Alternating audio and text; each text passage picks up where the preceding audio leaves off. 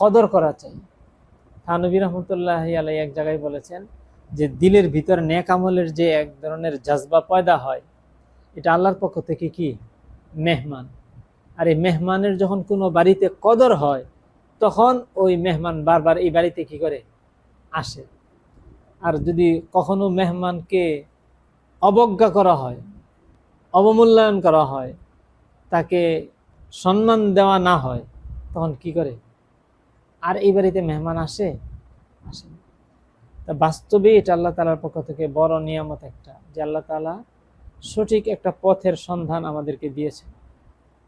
আর বাস্তবতা এটাই যে পুরা পৃথিবীর কাফেরদের ব্যাপারে আল্লাহ তাআলার ঘোষণা হলো ওয়ালা ইয়াজালুনা ইউকাতিলুনাকুম, চিরদিন তারা যুদ্ধ চালিয়ে যাবে।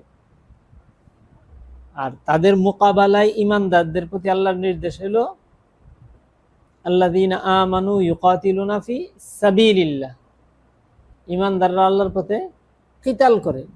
ওয়া কাতিলুহুম, তোমরা তাদের মোকাবেলায় কিতাল চালু রাখো। কাতিলু মুফাআলা, আবার কাতিলু আমর না, আমর কিসে থেকে? মুজারে থেকে। কিতাল কি রাখো? চালু রাখো। না একদিন কিতাল করে শেষ, কিতাল কি রাখো? চালু রাখো। রাসূল সাল্লাল্লাহু আলাইহি ওয়াসাল্লাম হাদিসে বলেছেন যে আমার উম্মতের একটি জামাত কিয়ামত পর্যন্ত কিতাল চালু রাখবে। লা তাজালু তাইফাতুম মিন উম্মতি ইউকাতিলুনা আলাল হক, হকের উপর থেকে তারা কিতাল চালু রাখবে। তো মুকাতিলিনেরও এই সময়ে আরো কিছু কি আছে? জামাত আছে। সেই মুকাতিলিন জামাত এমনিভাবে স্বাভাবিকভাবে মুসলিম জামাতগুলোর মধ্যে কারা হক, এটার একটা আলামত হইল যে তারা কি হবে? মুকাতিল হবে। আবার মুকাতিলের মধ্যে কারা হক, এটারও আবার ভিন্ন কি আছে? আলামত আছে। এখন মুকাতিলিন একাধিক জামাত থাকতে পারে না, হক না হক? এই মুকাতিলিন একাধিক জামাত যদি হক না হকের থাকে, তাহলে তাদের মধ্যে কে হক, এটার কি চিহ্ন? এটার আলামত হাদিসে যেটা বলা হয়েছে হুম আহলুল ইলম, হুম আহলুল ফিকহ, হুম আহলুল হাদিস। মুকাতিলিন যেই জামাতটা হক হবে, তারা হাদিস অস্বীকারী হতে পারবে না, হাদিস মান্যকারী হবে, হুম আহলুল হাদিস হবে। হুম আহলুল ফিকহ, তারা ফিকা অস্বীকারী হবে না, ফিকা মান্যকারী হবে। হুম আহলুল ইলম, তারা ইলম অস্বীকারী হবে না, উলামায়ে কেরামের সঙ্গ দিবে। এটা পূর্বেকার ব্যাখ্যাতাগণ এই বক্তব্যগুলো দিয়েছে। আহমদ ইবনে হাম্বল বলেছেন হুম আহলুল হাদিস, তারা কোন জামাত? হাদিস মান্যকারী জামাত হবে। কোন মুকাতিলিন জামাত যদি হাদিস মান্যকারী না হয়, তারা রাসূল সাল্লাল্লাহু আলাইহি ওয়াসাল্লামের সেই হক জামাত না, ঘোষিত সেই হক জামাত না। ইয়াহইয়া ইবনে মাইন, সুফিয়ানে সাওরি, ওনারা বলেছেন হুম আহলুল ফিকহ, তারা ফিকাহ মান্যকারী। ফিকাহ কোত্থেকে এসেছে? কেউ নিজের থেকে বানিয়েছে না, কোরআন এবং সুন্নাহ থেকে উৎসরিত মানুষের বাস্তব আমল পর্যায়ের কার্যক্রম, মানে মাসালাগুলো, এগুলো ফিকাহ। এরা আহলে ফিকাহ হবে।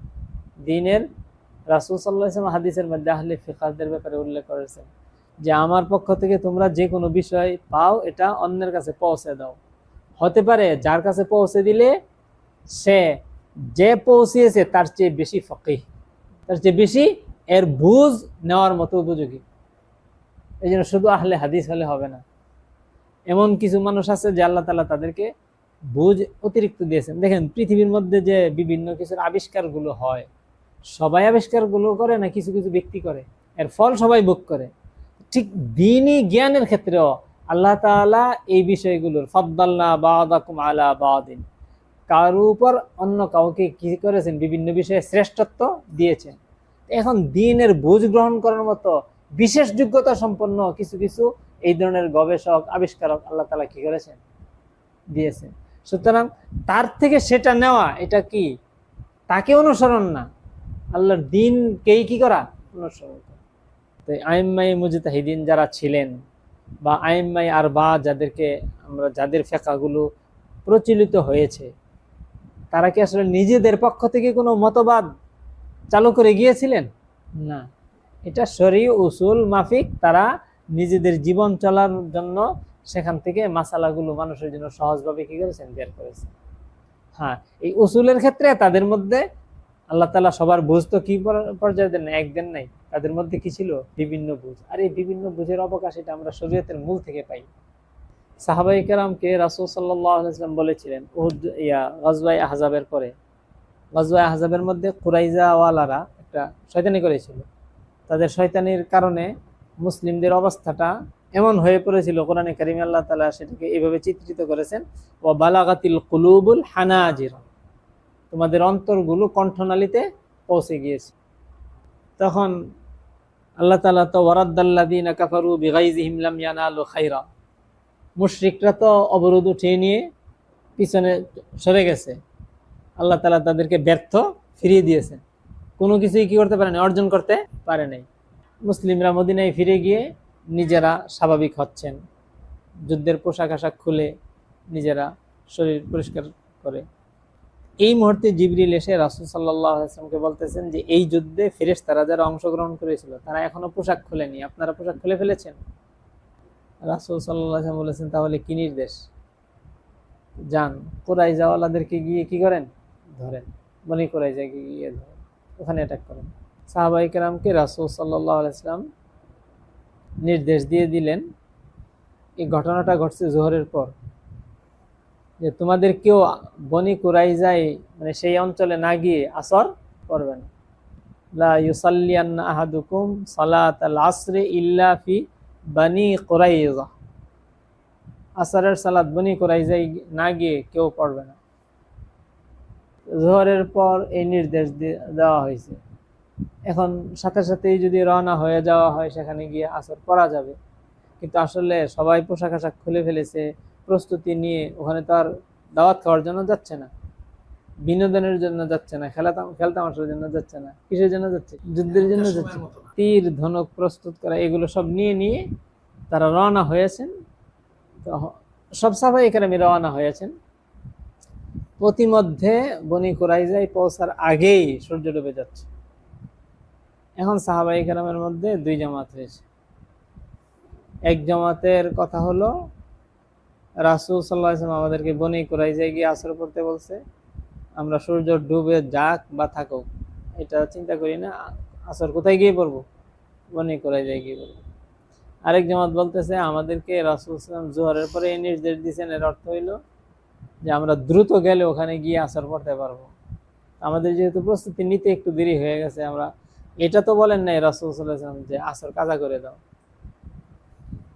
আসর তো আল্লাহ তাআলার পক্ষ থেকে নামাজের সময়গুলিও নির্দিষ্ট, ইন্নাস সালাতা কানাত আলাল মুমিনিনা কিতাবাম মাওকুতা, মুমিনদের জন্য সালাত ফরজ করা হয়েছে নির্দিষ্ট সময়ে, মন মতো সময় পরিবর্তন করা যায়, সময়ও ফরজ, সময়টাও তো ফরজ। তা আমরা এই ফরজ তরক করবো কেন? আর রাসূল সাল্লাল্লাহু আলাইহি ওয়াসাল্লামের উদ্দেশ্য তো আমাদের এই ফরজ তরক করানো না, তাড়াতাড়ি কোথায় পৌঁছা, মনে করে যে পৌঁছাতে, সেই তাড়াতাড়ি তো আমরা পারলাম না। তাহলে শরীয়তের এই হুকুম তো আর লঙ্ঘন করার জন্য রাসূল সাল্লাল্লাহু আলাইহি ওয়াসাল্লাম বলেন নাই, নামাজ কাজা করতে তো বলেন নাই। আমরা যতটুকু পারছি তাড়াতাড়ি রওনা হয়েছি, নামাজ কাজা করা রাসূল সাল্লাল্লাহু আলাইহি ওয়াসাল্লামের উদ্দেশ্য ছিল না, এই জন্য আমরা নামাজ পড়ে নিব। তারা রাস্তার মধ্যে সূর্য ডোবার আগেই কি করেছেন, আসর পড়েছেন। আরেক জামাত কি করেছে, তো সূর্য তো ডুবে গেছে বনি কুরাইজা যাওয়ার আগে, মাগরিবের রক্ত হয়ে গেছে, মাগরিব এখানে